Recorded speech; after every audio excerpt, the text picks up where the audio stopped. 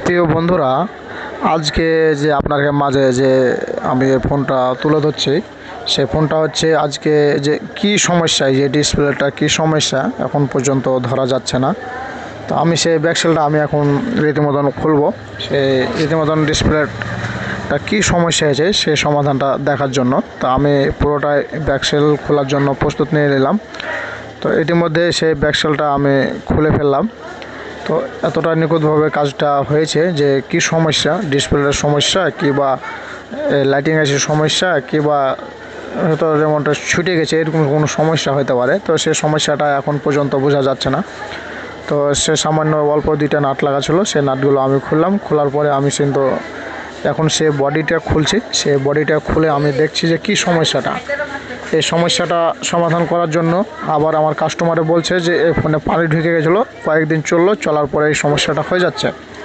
তো আমি ইতিমধ্যে যে খোলার পরে আমি সেই ব্যাকসেলটা ব্যাকসেলটা খোলার পরে আমি সে বডি ফিঙ্গার এসব খোলার পরে আমি কিন্তু রেমনটা দেখলাম যে অনেকটাই সুন্দর হয়ে আছে, কোনো একবারে নিখুঁত হয়ে আছে, কোনো জং লাগেনি, কোনো ভাঙ ধরেনি, এখন পর্যন্ত এভাবেই আছে।